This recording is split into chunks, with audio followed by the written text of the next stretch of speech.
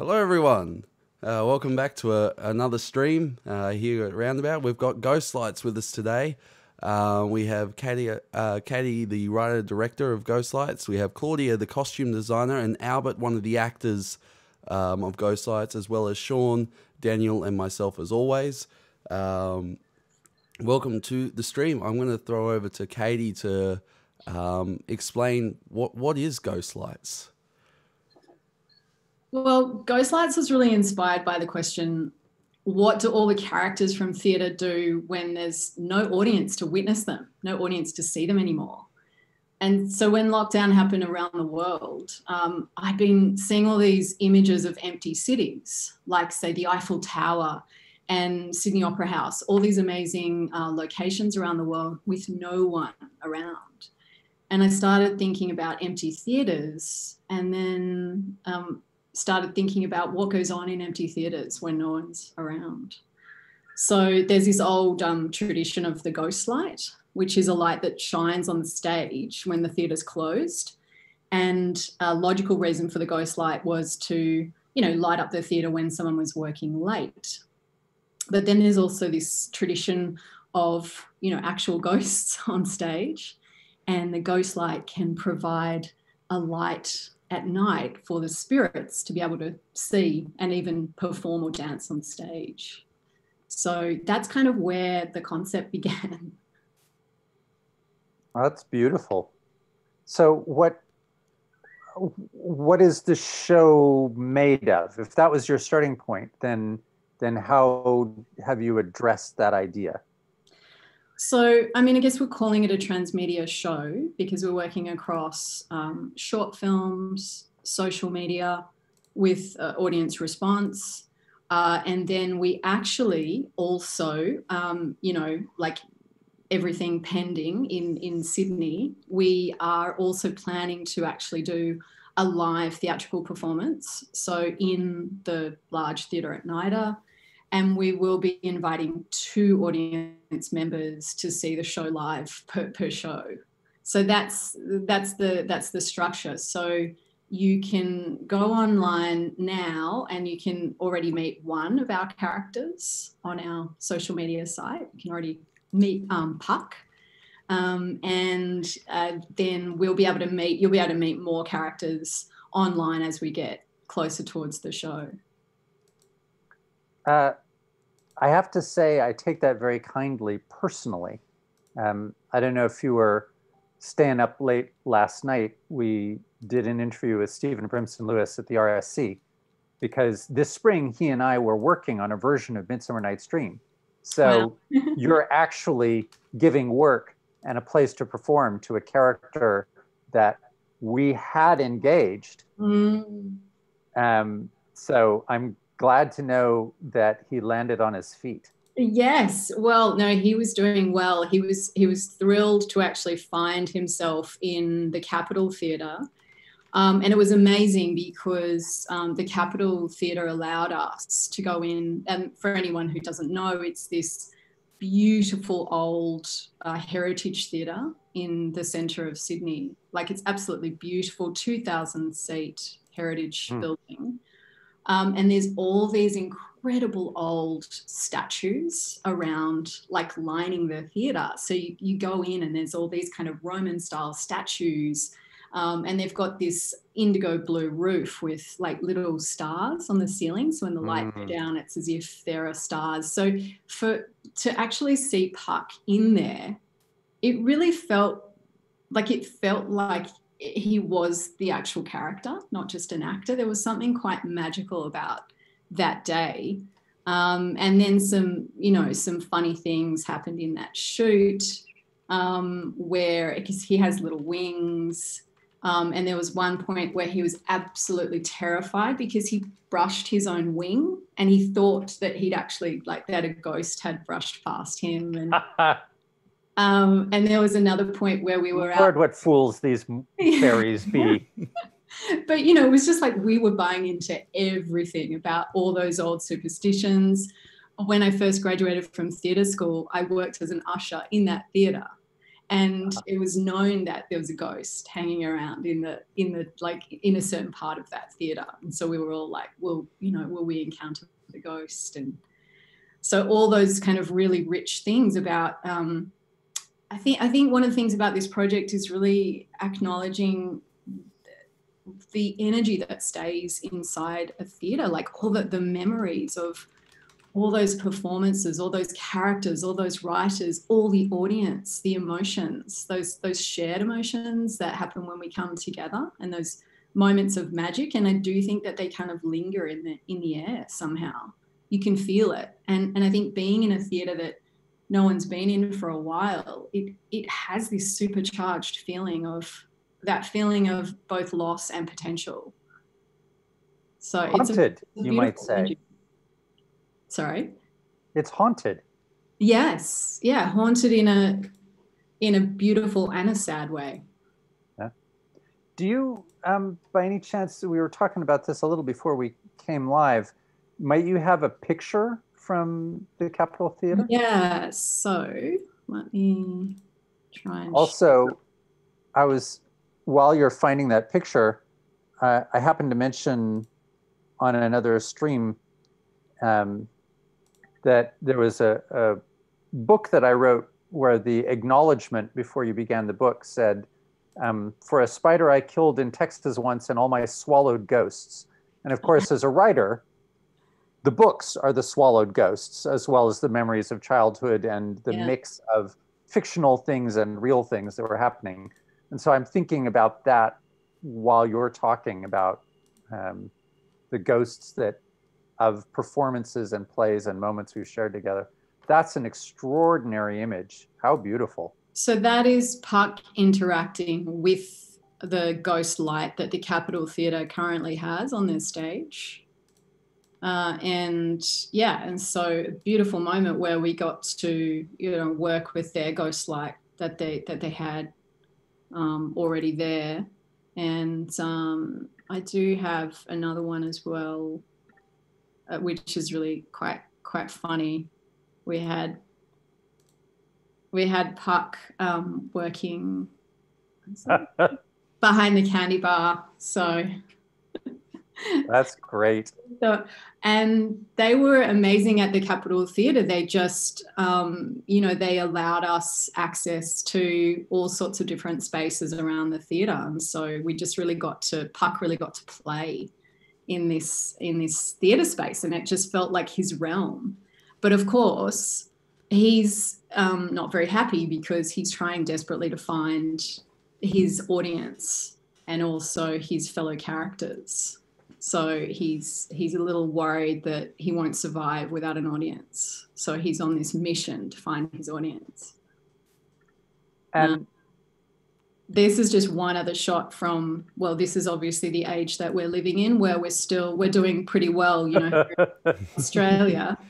But obviously we're having to follow like really tight protocols. Of course. So that's what it looks like when we're working out there now. And sure. Yeah. That's a beautiful, beautiful costume.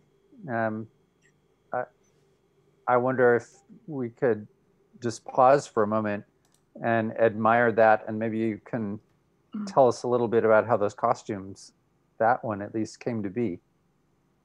Yeah, absolutely. I guess I might as well throw up some prelims of the costume drawings, if that's all right, Bentley. That's perfectly fine with me. Fantastic. So is that visible? Yep, they can see it. Awesome. So I guess starting with the concept for Ghostlights and how these characters came to be was this idea of costumes and storage, and how, what that would look like if the spirit of a character possessed them. And so I really love the idea of incorporating plastic into this realm of, what we're working with, especially because when discussing it with Katie, we talked about how it tied back into the use of, plastic in our world, and like protection of the masks and, you know, plastic gloves and Right. yeah, and so just kind of wanting to create this idea that these characters have just sort of come straight out of a storage room. So, you know, the manager's still wrapped in plastic and he's, you know, it's trailing off behind him and he doesn't even notice it. But also, you know, the characters like Puck taking the shape of things like wings because he's a bit more ethereal and he's a bit more, you know, out there compared to the other characters. Yeah, and so when creating them, it was definitely interesting. It was my first time creating a bodysuit. So my lovely team was fantastic.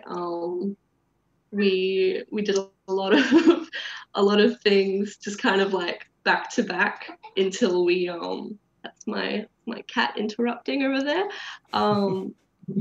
Yeah, we, you know, it went from the fitting and then, you know, pinning it in place on Lachlan so that it, you know, would be all right, and these long stocking socks of what was left over of the fabric, and then dismantling it and then painting it and then putting it together again, and then finally, you know, I spent a weekend creating these floral wreaths to put on him, and I mixed real cotton and dried bunny tails throughout, so it's a mix of like fake and real flowers. Right. Yeah, and I really wanted him to feel like he belonged in the Capitol Theatre, like he was almost like a statue. And he so did. He so felt like he belonged there. And yeah, he was one of the statues come to life almost. Absolutely. It was really lovely to actually see that, because you never quite know what it's going to look like until you're there, like finally.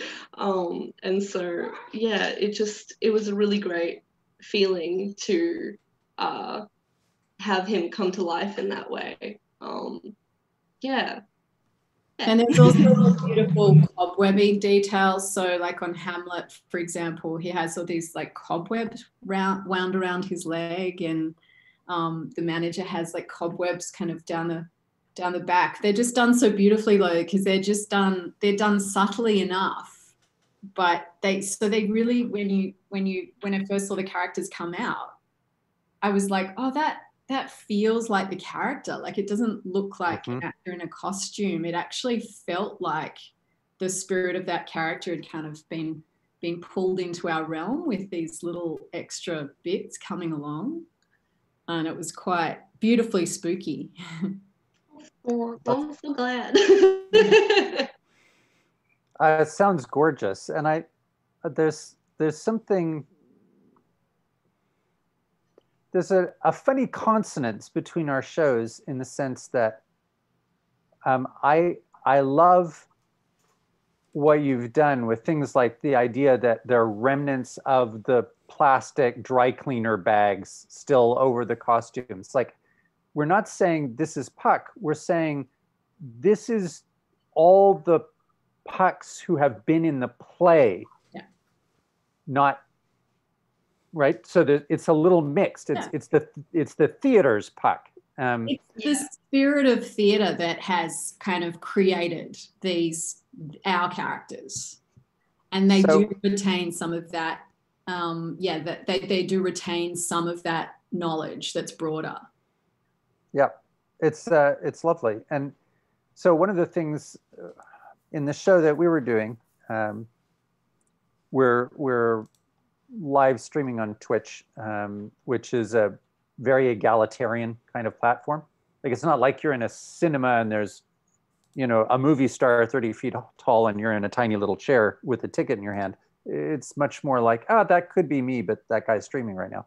So one of the things that I threw out to my already desperately underwater tech team is, hey, because you've got nothing else to do, why don't we stream every day so that the audience can wander in and out of not just our show when it happens, but the process of making a show. So in that sense, I feel like there's a nice consonance between what we're doing right now, which is having people in to talk about the process of theater making while we make theater in this funny Zoom format, and this same sense of the costumes that are coming in with their theatricality showing, you know, like the buildings where they show you the ducts and the beams a little bit. Yeah, and I guess one of our ideas on social media is along those lines of all these all these characters in the empty theaters roaming around trying to find their audience, but also people who have all these plays on their bookshelf that they're not able to perform or they're not able to create, and so that's part of our call for response on Instagram is asking people to film their own monologue and then post it on Instagram and tag us. Oh, that's so great. that we can all keep those characters alive. And at a time when, most of us are not able to actually go into the world and create work, it's a way of honoring the characters and keeping the spirit of the characters alive. It's interesting to think about which characters are most alive in that way. Like, I saw a little, I'm so sorry to be saying this to a group of people, every single one of whom knows it better than I do. But I stumbled across the thing that Juliet, like Santa Claus, gets hundreds of letters a year. Yeah. Young girls all over the world write letters to Juliet.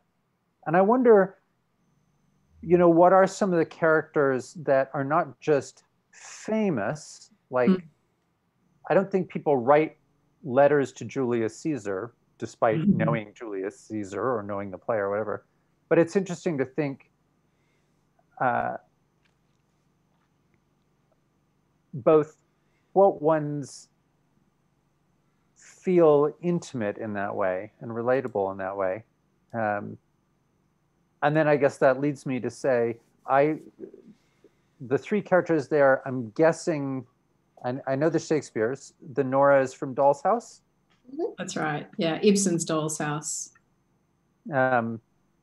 What brought you to, sorry, writer question. Why did you choose the characters you chose? Oh, and just to clarify, I'm not the writer. Stephen Sewell is the writer, along with Shakespeare and along with I like your team and Ibsen and Pirandello, but I worked really closely with Stephen on, like, we worked on how do we choose characters. That was an almost impossible task. Like, we got stuck, and we had a short list of about 150, and then it was like, what are the best characters? What are the best monologues? And then also, making sure that they fit with our cast, because we had so many choices as well. And so then Stephen and I made a short list, and then we decided on the final four, so we had two from Shakespeare, had Puck and Hamlet. And then we have Nora from A Doll's House. And then we have a character called the Manager from Pirandello's 6 Characters in Search of an Author. And that character is by no means a well-known character. And in fact, he doesn't even have a proper name. He's the manager. He's this, like, the manager of the theatre. But we thought, it would be wonderful to actually take a character from a very meta theatrical play about these characters who are searching for their author, and then in our piece they're searching for their audience and each other. Right. And also a character who represented all of the people behind the scenes in theatre and film. So one of the crew who could maybe we need to remember that all of those people are just as important to the work as the actors and the writers and the directors. So it's one of the reasons I'm doing the stream. We try to make sure that, you know, we go to the prop shop and we have the costume. I'm so glad that you're here today, Claudia, because I mean, a man like Albert is going to get his due. I can feel it radiating from him. So we're going to create new digital theater, and we'd like you to come help. How do you feel about being Hamlet? Like, no pressure. What has this experience been like for you, Albert?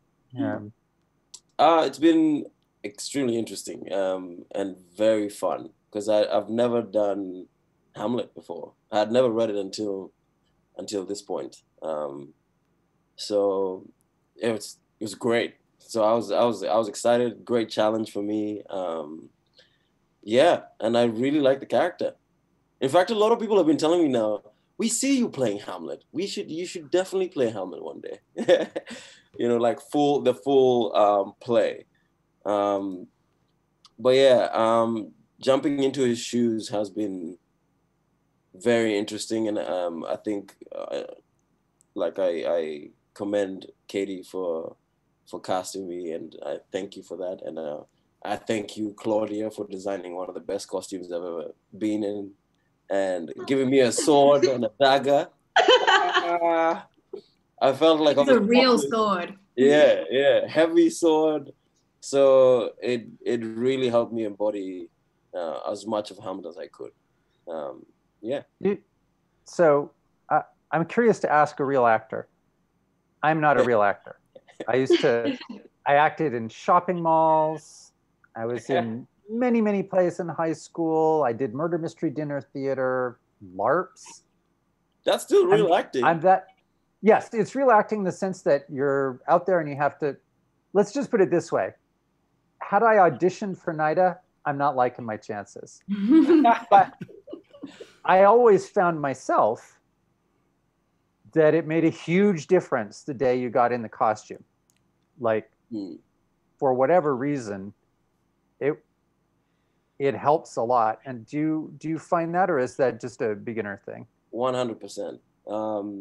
The day we had a costume fitting, it wasn't complete yet, but for me, I was willing to be there like hours, because I could just feel how it it was good after not auditioning, but after rehearsing on Zoom.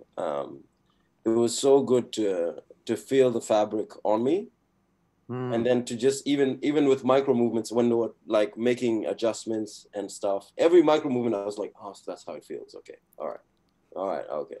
So, and then they give me, it takes it out of your head and sort of pulls it into the down body, into your body, right? Yeah, straight into the body. Put up a quick shot of Albert in the costume if you'd like to see. Oh, that'd be great. It's not a full shot, but it really does give the idea, and it's got the ghost light in it as well. So. Yeah.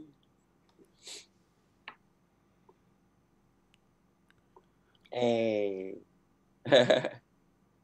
There you are in your solemn suit of customary black.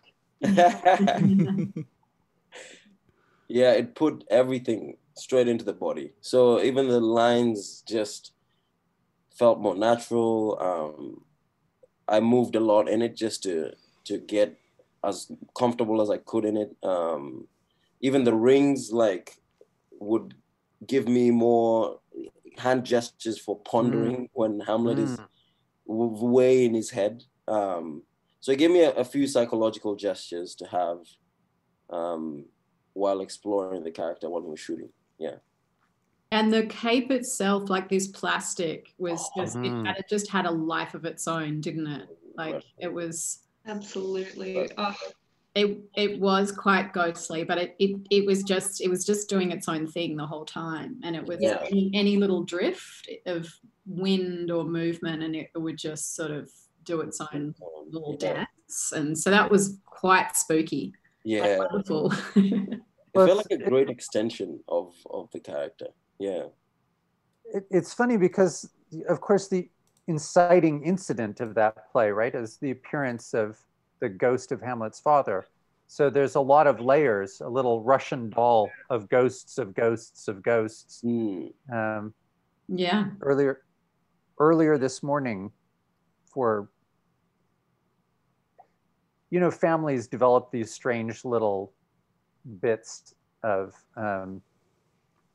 language, and for whatever reason, the fretful porpentine is something that is a little piece of language that comes up in my household from time to time. From the ghost of Hamlet's father, you know, has that speech where basically if you'd seen what I'd seen, you'd be freaked the hell out. The hair on the back of your neck would stand up like the quills of the fretful porpentine, because apparently in England they can't spell that word. So it's funny how these characters and these moments are ghosts that live with us, that haunt us. Like we understand our world through them, right? Like other things happen in your life, and so often with Shakespeare particularly, you find yourself like, I don't know, have you read the whole play recently? Yeah. Did you have yeah, recently, yeah. Well, before rehearsals, I was reading it. So a few times, yeah. Do you have the experience that, you know, undergrads have of saying, wow, this play is full of cliches? Yes. Right? Like, yes. There are 15 pieces of language people use all the time that you just didn't know all came from here. Yeah. Yeah. And it was so fresh. It was good for me because I'd never read Hamlet. So, because most people just know the story. So for me to look at it with fresh eyes, just gave me so much more perspective. Yeah, and Stephen Sewell wrote exceptionally well, you know, with capturing what happens after Hamlet. I don't want to give too much away, but what Hamlet goes through when he realizes that he's not in Elsinore and is in a foreign space. So he captured the essence of Hamlet's thinking really well. Yeah. Oh. So we have lines from the actual, you know, we have monologues from the classic plays, and we have the characters' own words in finding themselves in these strange empty spaces. Beautiful. I thought the rest was silence, but apparently not. Far from it. So we talked a little bit just before we jumped on the stream, Albert, about the difference of acting in this funny mixed space, because you've done it for film and now you're going to go back and do it on stage, but you'll also be streamed on film. And talk a little bit about what it's like moving between those modalities. Yeah, for the microfilms, yeah, as I said earlier, it was interesting because I've been learning through. Every time I've learned on the stage, on the paraded stage, it's been mostly voice classes, which have been just making sure that, you know, having classmates sitting on every section of the parade, so we make sure that we can all hear, right? And so as soon as we jumped on for the microfilms, my mind went straight into that, projecting, making sure that I can be heard, and kind of forgetting that I had a lapel mic right here. So once I realized that and talked to sound, you know, which is, again, crew, everyone is a team, you know, it's just so important. And so when sound told me that it was spiking, that's when I had to tone it down for the rest of the takes, just to give a bit of sound variety. But that was a good experience. And so with the live feed, I'll be balancing the two. Now that I've experienced one end, and when we're teching, I'll be pretty much balancing the two. For the live feed and for the two audience members. I'll probably ask Kate where the two audience members will be, just to cheat a bit and know what exactly I can keep addressing to them. They might be conveniently locationed in good camera angles. Yeah. I'm going to guess. Yeah. One of our first guests was Chris Weitz, who's done a lot of movie work. And we were talking about the differences of stage and film. And he said the thing that's often hard for theater actors is that in a curious way, film takes away all your instruments.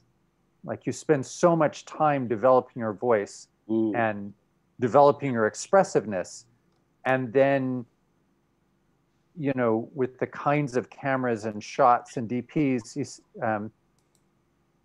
check me if I'm getting this right? But wasn't it the line that popped for you guys when he said, the camera basically can read your mind.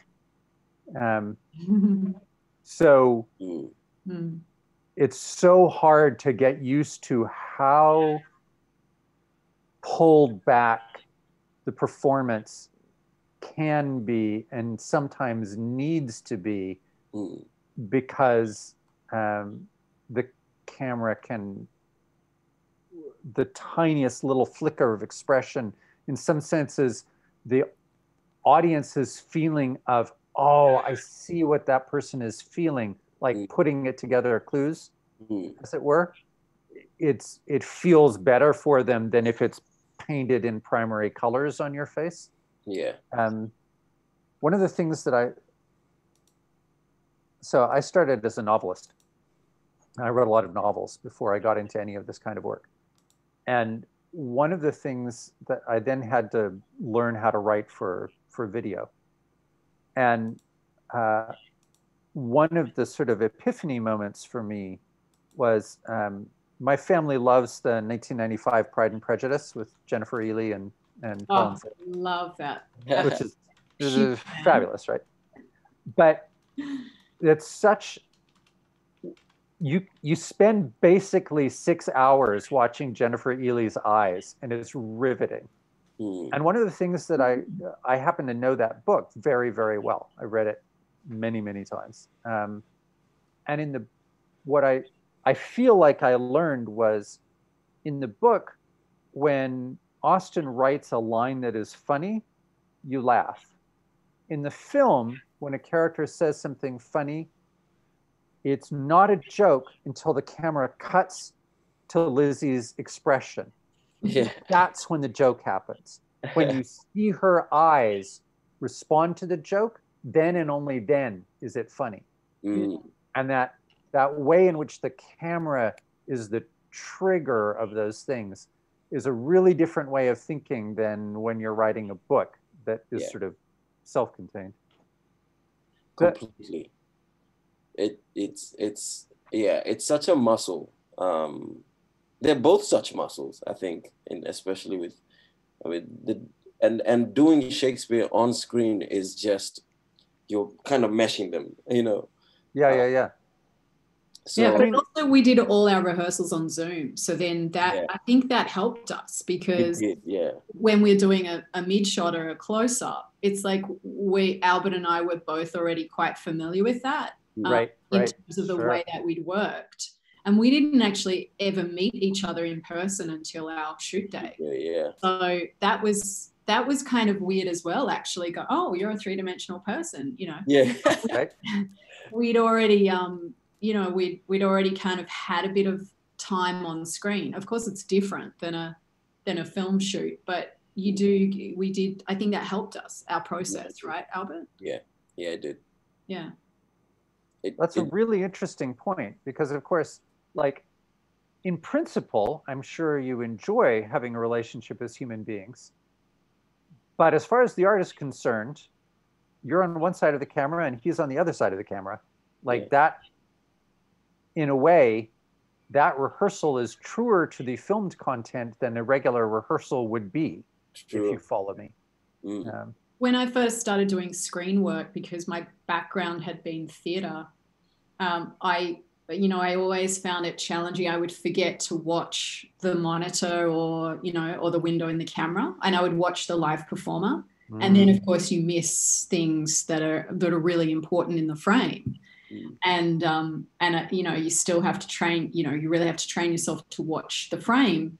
But I feel like it's also given me something else that I really enjoy, having the balance, because I do watch the performer more live than I watch the monitor sometimes. For a project like this, that's really important. You can't just watch the monitor the whole time. You have to be feeling the theatrical nature of it too, because that's what we're trying to convey. So that balance has worked really well for me, combining those two things. It's interesting, because even like Shakespeare is so on the line. It's that you because you know you can't lie to the camera, you know, so you have to feel it on the line, and that's why like just being filmed on doing Shakespeare was just such a great challenge, because you with film is so, contemporary work is so subtextual compared to classical work, and so being able to try and balance the two has been phenomenal. You know, we had Stephen Brimson Lewis, who's the director of design for the Royal Shakespeare, was the last one of these streams we did. And one of his sort of famous pieces is that he designed the Waiting for Godot with Ian McKellen and Patrick Stewart, which is sort of one of the high-profile productions of the last couple of decades. And I happened to be on a drunkard's walk last night, Googling whatever you end up Googling. And I came across a bit of TV of Ian McKellen in 1979 walking an audience through the Tomorrow and Tomorrow and Tomorrow speech. It's 10 minutes long. Anyone remotely interested in theater, it is quite riveting to watch him go through. I don't even know if I believe all the stuff that he says, but he says it unbelievably magnetically, and it's deeply thought out. And he has a very interesting take, probably stated strongly because it makes for good TV, but I suspect he also believed it in the moment, which is that the rhythm and the wordplay and all those tricks and devices that Shakespeare uses are not for the benefit of the audience. They're for the actor. And he believes that all the tricks of meter and rhythm and time and imagery are all just trying to fill the actor up with a certain sense of time and rhythm and place and memory from which he can then deliver the content. It's 10 or 12 minutes. And at the very end, they then cut to a performance of him as the King of Scotland, doing that soliloquy. And it's breathtaking, and it's like no one else's. I've never heard a version like it. Yeah, I found it. Bookmark it for later and see what you think. For sure. One of the things that Stephen said, it was fun talking to him because he's full of like, I was at the bar with Judi Dench and she said blah, blah, blah. And it's like, I could listen to this for hours. And one of the things he said about Ian McKellen is that McKellen used to said, for years I wondered, why am I not a movie star? And then I finally started doing more film work and I realized, oh, it's really different working for the camera. And sometimes the things that make me good on stage are hurting me in film. And I had to sort of teach myself a different way to do it. To bridge those two topics, your show is live streamed. We're certainly doing a Zoom show that then gets flipped over through Bensley's Magic and streamed on Twitch. This is now a theater. Is it not fair to say? So Does that mean that we cannot mention the Scottish play by name on Zoom? It does, doesn't it? Well, I wouldn't, because like we're superstitious people. So I've been in that debate this whole time because I'm the sort of person who'll like nude run through a theatre yelling out the Scottish play as loud as I can just to see what will happen. But that kind of chaotic energy. But at the same time, I also don't want to see Twitch, the platform, just like self-construct. Yeah, you don't want to stitch yourself up, A lot of yeah, it is interesting, but it's like the Ghostlight. It's like that. It's coming back to these older traditions, and I don't know whether like some of the younger people coming through are still being quite as aware, or quite as observant. But there's still that tradition of superstition, and I think that part of that comes from. It's like, you never say good luck, you say break a leg, and right. all of those sort of traditions as well. And I think part of that really comes from that idea that the gods are watching. And so it goes back to those ancient traditions that we make theatre not just for each other, but we make theatre to try to connect with the gods. And I still think that there's that sense of magic, and that's what sort of what ties into the superstition. But all of that, like we were talking about, the energy in the theatre that remains even when the theatres are dark. So there's that amazing charged energy, and that we online we try to find a way to keep our community and to communicate and connect with each other. And that's really giving audiences a chance to interact in a different way, sometimes in a much more direct way than if you were sitting in a 2,000 seat theatre. Oh, right. Whereas sometimes the way that we're doing plays on Zoom or interactive performances like this, there's you're more able to interact as an audience, and that's exciting. So there's been a lot of conversations about digital theatre isn't real theatre, and I think it's not the same, but for me, I think it's vital to keeping theatre alive and keeping the community alive, and to have creatives, actors, performers, and a crew connecting with each other and with the audience. I also think if you're going to be just brutally tactical about it, you can stream live theatre and suddenly erase cinema's advantage and scalability. Like when you are streaming, you can scale just as easily as movies do. You can address an audience of 10,000. You are not constrained by how many people will fit in that box. And that's exciting to be able to play. I mean, talk about playing to the back of the house, that the house on Facebook Live is really, really big. Yeah. It's a big venue. If you fill that sucker, like, you're reaching a lot of people. Yeah, and it's becoming more accessible.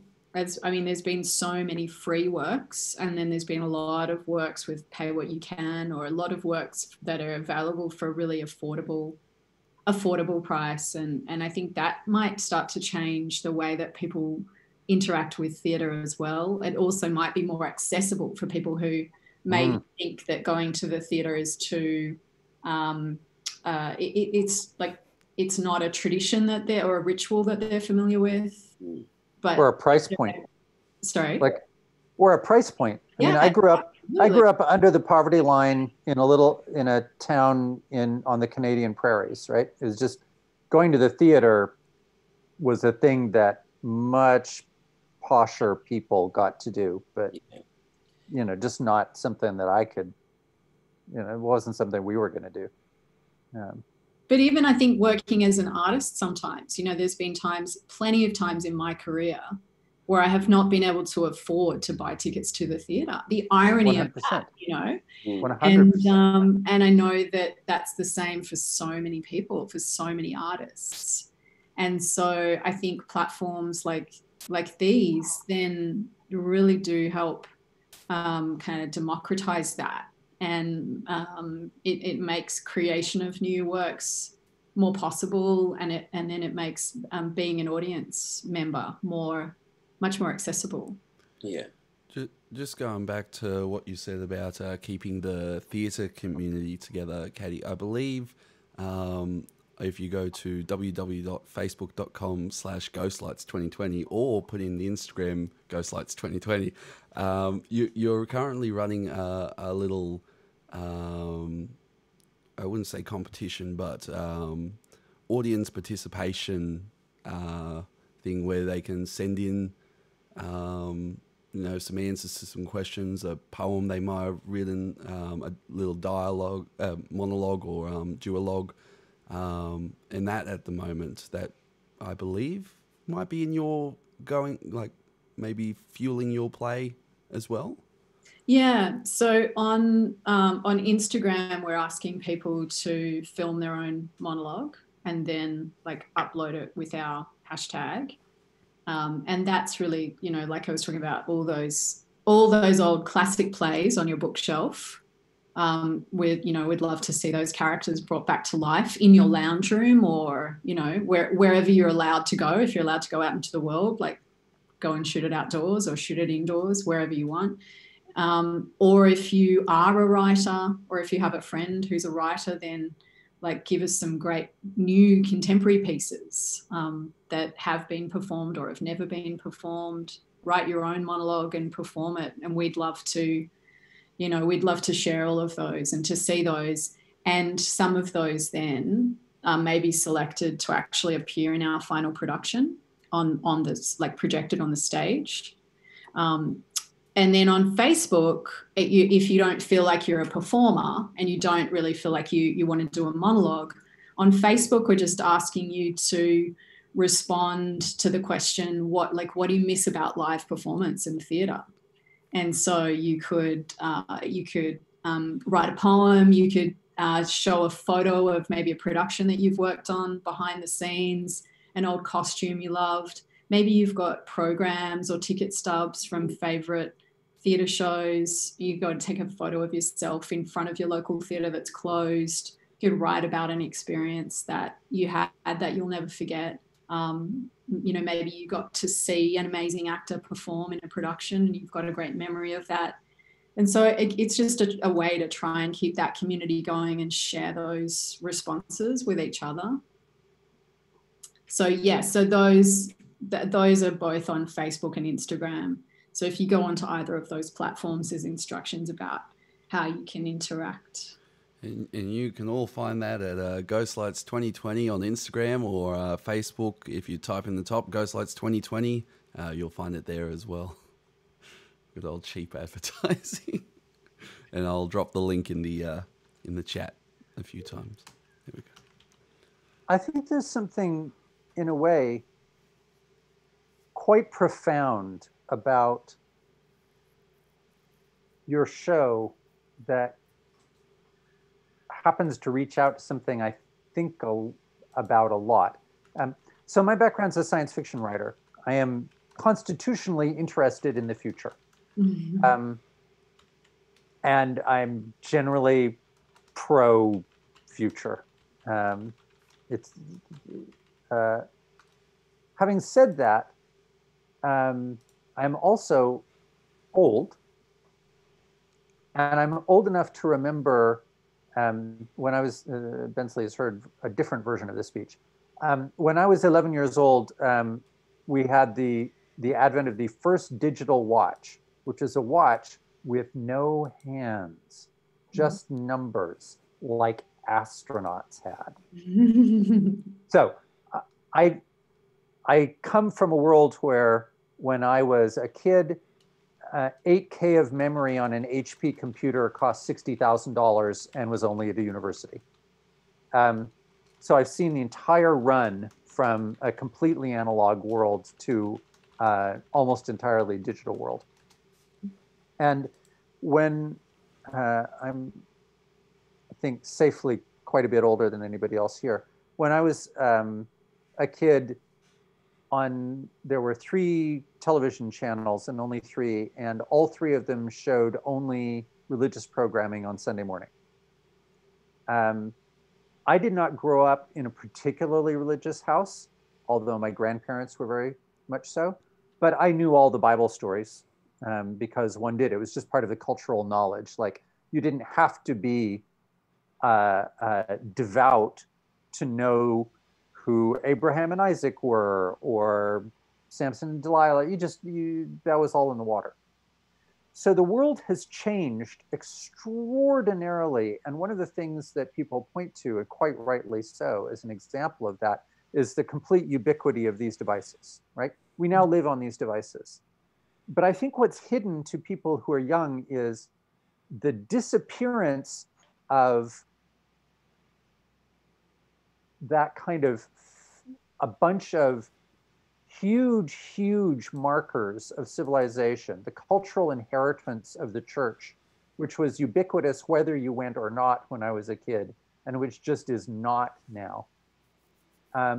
Combined with a world that has become radically different as it becomes more digital, leaves people looking for something, some kind of continuity. And even I'm a science fiction guy, I'm happy about all this stuff. Even I find myself looking for that continuity. And I've periodically floated the conceit that the guy in the street wearing the Make America Great Again hat and the hipster on Melrose Avenue buying vinyl albums think that they have very different politics, but in fact, they're both trying to hold on to something, find some kind of continuity with an era that came before this one. And absent a lot of those markers, with a lot of the physical things going away, being vaporized and turned into digital things, and a lot of the sort of standard bulwark of sort of the Western Christian Sunday school going away, Puck and Hamlet and Sherlock Holmes are carrying a lot of that continuity, right? The characters you're talking about in Ghostlight are actually carrying more weight now. They are a huge part of what still connects us to our kind of social memory and heritage. Yeah, the weight, I think it's like the weight of those characters, the heritage of those characters. And they do carry on through these eras. So they are these shared stories that we respond to differently in different eras and different times and different productions. But yeah, it's like there is that spirit carrying through, and it does connect us to, there's no way of, it's like Albert and I working on Shakespeare. There's no way that you can do that without connecting to something about that time. But also, it's not just about, you're not just connecting to sort of Shakespeare's time and that period, or, Hamlet's time as well, because then you've got that era as well, which is well before Hamlet's time. So, we're well before Hamlet's time is well before Shakespeare's time. So Hamlet himself did these great historical things, and then he also invented these worlds, but we feel like we can share them in some way. And I do think that it's comforting in a way, but it also keeps us connected with this sense of history that, particularly as people who work in creative fields, it's like it keeps us connected with the traditions of our fields. So that it's like the history of theatre that we feel like we're carrying along with us. And I think when you do To Be or Not to Be, like I've never directed Hamlet before. Obviously didn't get to direct the whole play, but to get to actually work on that speech feels momentous. It feels like I felt very connected to something quite old and powerful and beautiful. And yet where we're taking it, it allows us to create a new voice for Hamlet in the now as well. So it like, you were talking about the future. It also weirdly, It's like we're going back to the 6th century Denmark, and we're imagining a new future for theatre, and we're creating a new future for theatre. And all of those things sort of align somehow in this project. It's a beautiful conceit. It really is. It's funny, so often in culture, actors and acting, we use it as a shorthand for falsity. You know, we're putting on a show, acting like such and such. But the reverse of that, I think it's Camus who writes that the actor is the most alive person with the richest experience, because they are able to embody so many people over the course of their lives that I mean, spoken like someone from the theater, but it feels true, doesn't it? And I think that to know that, you know, when you're doing what you're doing, it's Shakespeare, yes. It's also every high school production of Romeo and Juliet. It's Garrick and Mrs. Siddons, and, you know, the 400 years of performers who have put on these plays and ripped their costumes at the dress and had the tech not go right and fallen off the stage when they were not concentrating on it. And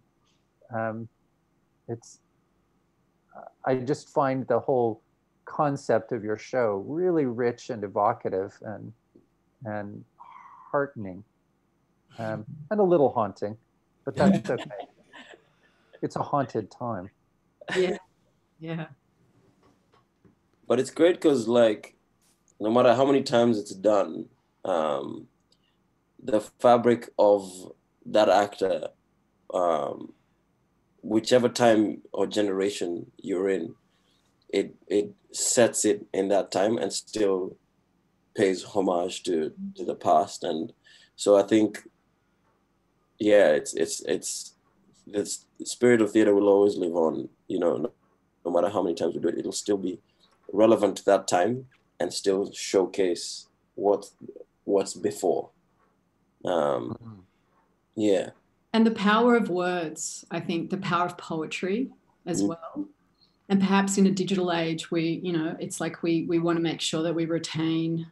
I think that's why we still love Shakespeare, because we have the, you know, this depth of poetry.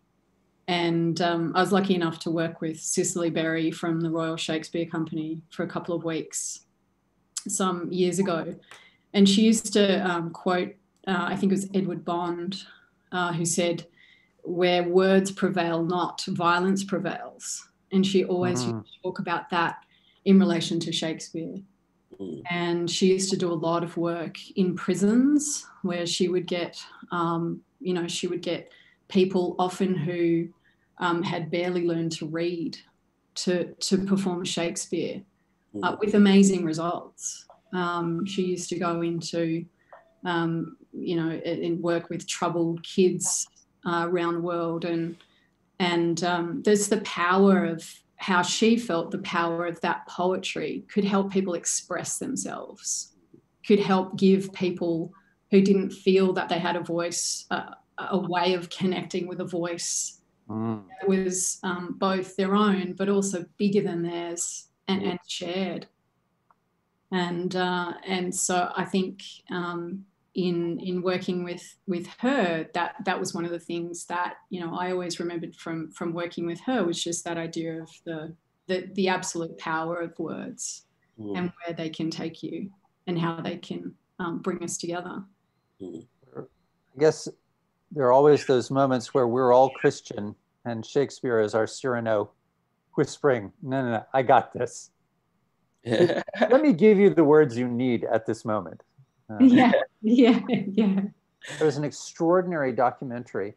It was an audio piece that I listened to on a show they have in the US called This American Life, which was about a person who, like your friend, did Shakespeare in prisons and was doing Hamlet. And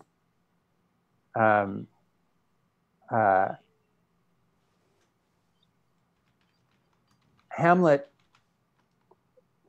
he said, is different when it's performed by people who have murdered people. Mm. Mm. Mm. It's a different play. Mm. Sure. And the experience of watching it is different. There's the somewhat lighter version of that is that story from the making of The Lord of the Rings, where Peter Jackson was talking about having the British actor who played Saruman. There's a moment at which he gets stabbed at the end, and maybe he said, "I think if you got stabbed, you'd scream or something." And the guy had been in the special forces during the Second World War, and he said, "No, mostly they just sort of gasp and fall down." Wow. And it's like, right, directorial note withdrawn.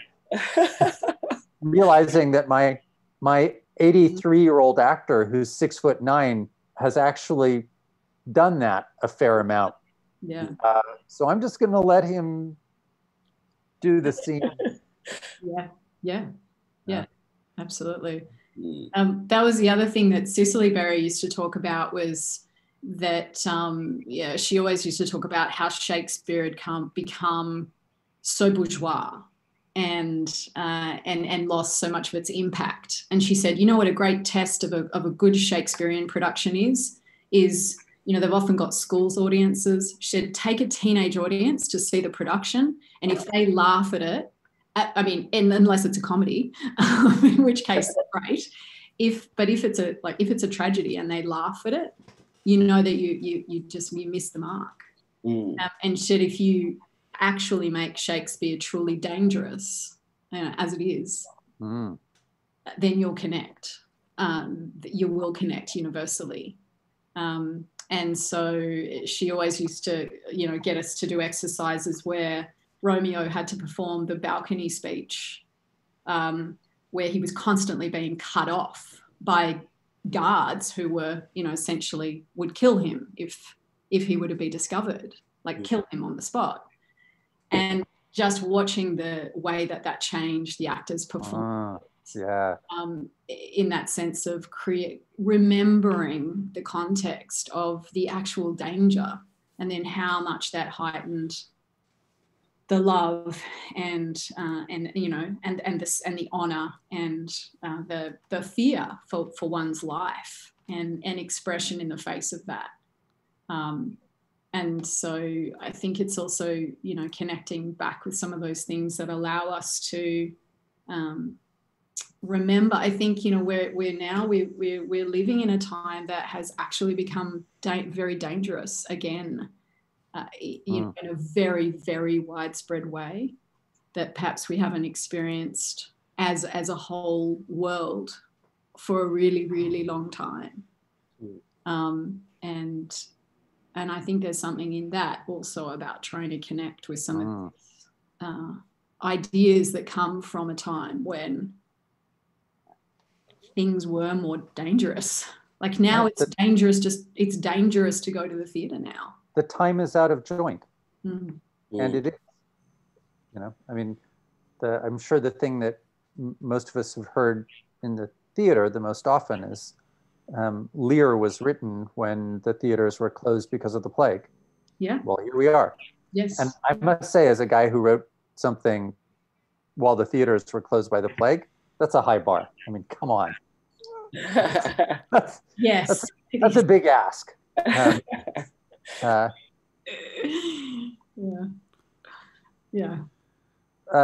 Alexander Dumas, who wrote The Three Musketeers and The Man in the Iron Mask,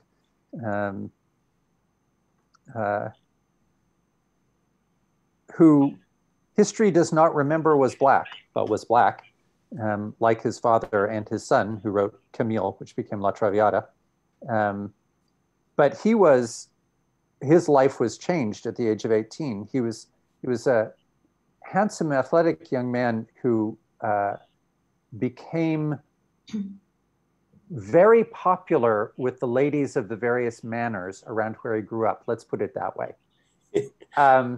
That was how he brought money into the household. His father had been one of Napoleon's right-hand generals, who was then disgraced. As with our current presidents, if you were around Napoleon long enough, you got thrown under the bus, and that happened to his dad. So they grew up very poor. And so he was over at the manor of one of his, to call a spade, one of his cougar ladies. And a traveling company came through and performed Hamlet in the courtyard. And that was the thunderbolt for Dumas.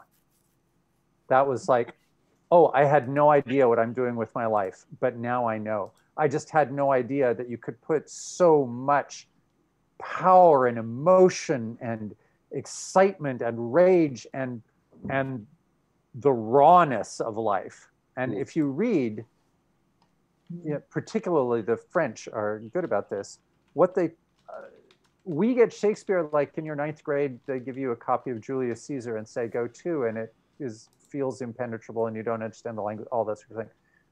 What people don't understand is that to his contemporaries, it's so raw. People said and did and talked about things you did not talk about on stage or in fiction. Like it was so much more brawling and rough-edged than what had come before it. And I love the story about having to do the balcony speech and making it clear that, the pain of that is death, that we take for granted because it's like the idea of the unconscious. No one remembers when that was an idea that everybody thought was stupid. Like it's just become part of table stakes for the modern world. And what Shakespeare did to literature we assume that it's always been like that, but it has not always been like that. Anyway, I realize we've gone over our normal time, but I've loved having you guys on here. I love the idea of your show. I hope people will go to, where do they go to, Bensley? Could you maybe drop it in the chat channel one more time? I can drop it in the chat channel a couple of times. People will be going to www.facebook.com/ghostlights2020. And they open August 6th Australian time at 6 p.m. if I remember correctly. 7:30 p.m. They will open in Australian time. Also on our Facebook and Instagram pages, as I said, we've already got Puck, our film of Puck in the Capitol Theatre ready there, so you can go and watch that now. And then next week, Hamlet will be joining us online to talk about To Be or Not to Be. Yeah, watch cheeky little Puck do his thing, and it'll be very interesting once Puck and Hamlet meet. In case Katie didn't always tell you this, you just need to remember, Albert, you can always drop the hammer. You ask Puck which Shakespeare play has the most jokes, because it's yours. Hamlet has more jokes than any other play in Shakespeare. So just don't let him own the funny. Yeah, I can tell he's jealous. He's very jealous. Yeah, so we did have Puck in the audience. We do have Puck's mum in the audience at the moment. Hi, Puck's mum. Hi, Puck's mum. Hi. We love your son. Alrighty, we're gonna wrap it up here. Everyone go check out Ghost Lights and what they're doing. They're opening August 6th, 7:30 p.m. Roundabout's opening a little earlier, August 4th at 8 p.m. Australian Eastern Standard Time. Thank you. 2:30 in the morning, Los Angeles time. Not that I'm bitter. Have a strong cup of coffee.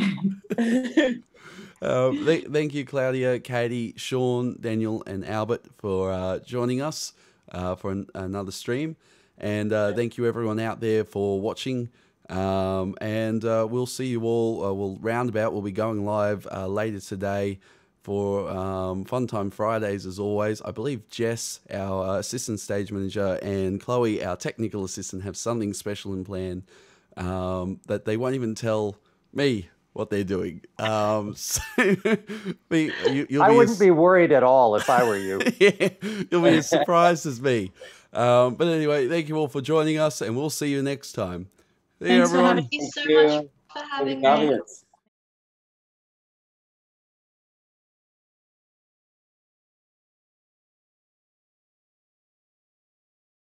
And do it one more time for me. Oh, I take my jumper off. It's not helping. Omega switch pat. Install.